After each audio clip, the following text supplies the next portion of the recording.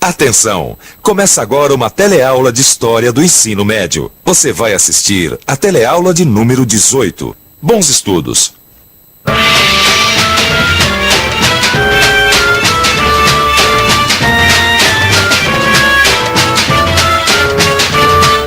Entendeu ainda que mais além havia homens com um olho só e outros com focinho de cão.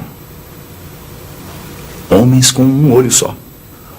Homens com focinho de cão. Quem escreveu isso foi Cristóvão Colombo. Você já ouviu falar dele, não viu? Então se liga que a viagem de Colombo é o assunto da nossa teleaula de hoje.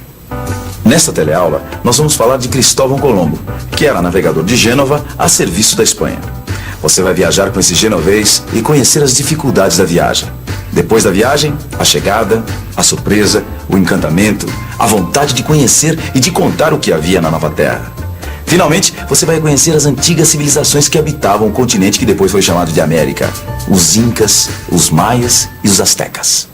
Se você quer conhecer melhor a história de como os europeus chegaram na América, fica ligado. A nossa teleaula de hoje está começando agora.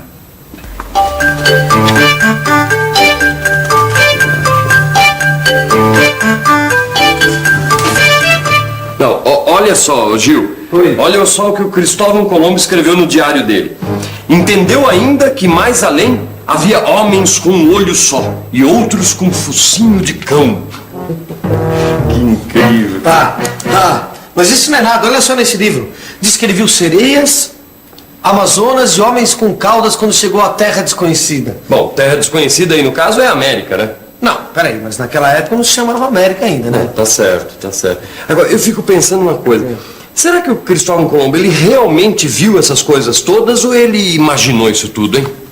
Ah, tá aí. Será que foi a imaginação de Colombo que fez ele ver coisas tão incríveis como sereias e homens com focinho de cão?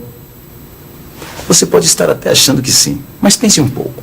Os europeus sempre souberam da África e das Índias. Na América, eles sempre souberam coisas pela imaginação mesmo. A chegada dos europeus na terra que hoje é a América foi, sem dúvida, o encontro mais surpreendente da nossa história.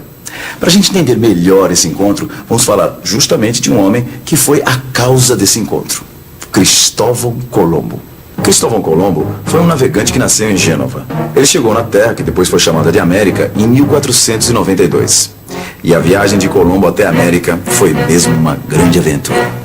Apesar de ser um aventureiro, Colombo não era diferente dos europeus do seu tempo. Ele também estava em busca do ouro e acreditava na expansão da fé cristã pelas terras pagãs. Quem financiou a viagem de Colombo foi a Espanha. É possível que você já esteja se perguntando por que será que Colombo não conseguiu apoio financeiro para sua viagem justamente na sua cidade? Afinal, Gênova era um importante centro de navegação e comércio. A resposta tem a ver justamente com a localização dessa cidade. A cidade de Gênova não precisava de um caminho alternativo para as Índias. Gênova já controlava o comércio pelo Mediterrâneo, junto com Veneza. Já no caso da Espanha, a coisa era bem diferente.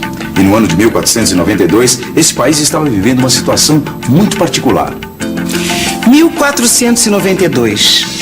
A Espanha é um país dividido em vários reinos cristãos. O mapa da Espanha mostra o que está acontecendo. No sul, há uma região dominada pelos árabes muçulmanos. As regiões mais ricas são Aragão e Castela, porque elas têm cidades com portos onde se desenvolvem atividades marítimas e comerciais. Com o casamento do rei de Aragão e a rainha de Castela, a Espanha se unifica. Os dois reinos unidos têm força para expulsar os árabes que durante 800 anos dominaram muitas regiões do país. E agora, a Espanha unificada tem dinheiro para financiar a viagem de Colombo. Mas como é viajar no século XV? Você já deve estar pensando que uma viagem como a que Colombo quer fazer não é fácil. No século XV, enfrentar os oceanos era uma tarefa arriscada. É verdade que com os novos conhecimentos, os mapas e as cartas de navegação, os instrumentos de orientação como a bússola e o astrolábio, e principalmente as caravelas, trouxeram maior segurança às longas viagens. Tempestades, ondas, correntes marítimas e ventos contrários são os grandes perigos, mas o maior inimigo é a duração da viagem. Quando parte do Porto de Palos, no sul da Espanha, Colombo sabe que vai fazer uma corrida contra o tempo. Ele não tem ideia de quanto vai demorar a sua viagem até as Índias. Para a gente ter uma ideia de como era dura a vida de quem partia numa viagem como a de Colombo, eu vou ler um trecho do livro No Tempo das Caravelas. Quem escreveu esse livro foram os historiadores Janaína Amado e Luiz Carlos Figueiredo. Olha só o que eles dizem. Em cada caravela comprimiam-se durante meses entre 40 e 60 homens. E mais, animais destinados à alimentação. Perus, patos, carneiros e porcos. Vivos para serem abatidos durante a viagem. E ainda, barris de água. Pegavam água da chuva. Ferramentas, estoques de madeira, boias, lampiões, varas de pescar. A disciplina era severa e motins contra o comandante poderiam ser punidos com a morte. A tripulação toda masculina era composta de marinheiros experientes e jovens aprendizes, grumetes de até 12 anos de idade. Além de marinheiros, viajavam também padres, funcionários reais, comerciantes, escrivães, médicos e aventureiros em busca de uma nova vida. As condições de vida nas caravelas eram muito difíceis. Pouca comida e pouca água. Falta de higiene, doenças e morte. Ia-se ao mar em busca de riquezas e aventuras. E também porque a vida na terra não era muito melhor. No caso da viagem de Colombo, a aventura era muito maior. Porque ele não sabia direito quanto tempo levaria para chegar até as Índias. Mas tinha certeza de que iria chegar lá. E de fato, no dia 12 de outubro de 1492, ele chegou numa pequena ilha do Caribe. Em vez de chegar às Índias, como tinha previsto, Colombo acabou chegando à terra que depois foi chamada de América. Ele batizou a ilha com o nome de San Salvador. E os nativos ele chamou de índios, porque ainda acreditava que a ilha fosse parte das Índias. E até hoje, você sabe, nós chamamos os nativos da América de índios. Os relatos sobre a América, escritos por Colombo e outros membros de sua tripulação, mostram como era poderosa a crença cristã em um paraíso terrestre. Escute só esse trecho. Toda esta terra é de montanhas muito altas e muito belas. Como as montanhas, os vales são repletos de árvores altas e frescas. Aqui, os peixes são enfeitados das mais lindas cores do mundo. Há também baleias. Aqui, por toda a ilha, as árvores são verdes e as ervas também. É certo que a beleza dessas ilhas, com seus montes e suas serras, suas águas e seus vales regados por rios caudalosos, é um espetáculo tal que nenhuma outra terra sob o sol pode parecer melhor ou mais magnífica.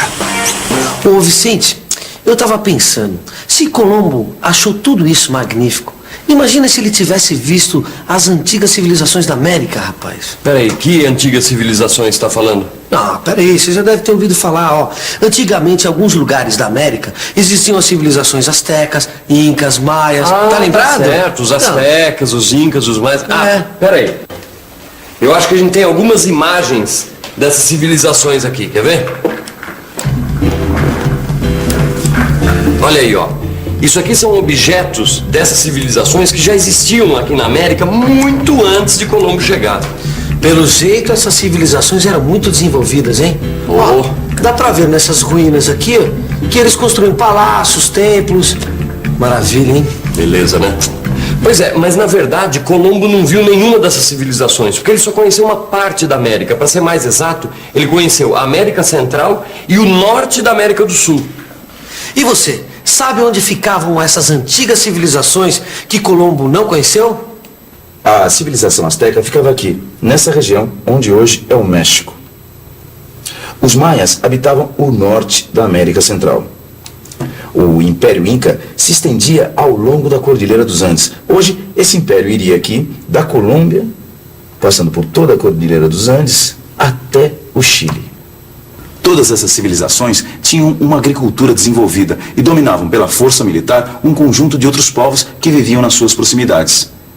Os astecas, os incas e os maias construíram palácios e templos grandiosos e, além disso, conheciam matemática e astrologia. Essas civilizações deixaram verdadeiros tesouros de arte em objetos de prata, vasos de cerâmica e tecidos. Colombo não chegou a conhecer tesouros como esse aqui.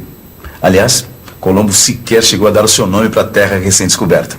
O nome América é uma homenagem a outro navegante. Esse aqui. Américo Vespúcio.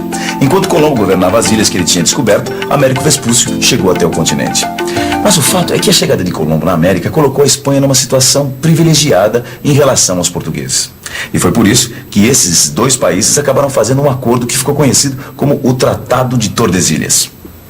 O Tratado de Tordesilhas era um acordo entre Espanha e Portugal que dividia o mundo em duas partes. Assim, se alguém chegasse a outras terras ainda desconhecidas na época, ela já teria um dono certo. E uma dessas novas terras, que logo foi encontrada, é o lugar que hoje nós conhecemos como Brasil. E atenção, se liga aí que é hora da revisão. Na teleaula de hoje, você conheceu a história da chegada dos europeus na terra que depois foi chamada de América. Aprendeu que Cristóvão Colombo era um navegante genovês a serviço da Espanha. Você ouviu um pouco sobre as dificuldades que os antigos navegantes tinham que enfrentar quando saíam com suas caravelas ao mar. Você também viu que quando Colombo e sua tripulação chegaram na América, pensavam que tinham encontrado o paraíso terrestre. Finalmente, você conheceu as civilizações desenvolvidas que existiam na América antes da chegada de Cristóvão Colombo. E você pode descobrir ainda muito mais coisas sobre a viagem de Colombo. O que você tem a fazer é dar uma boa lida no seu livro de estudos, porque é muito importante entender bem o que nós estudamos na teleaula de hoje para ficar preparado para o nosso próximo encontro. Até lá!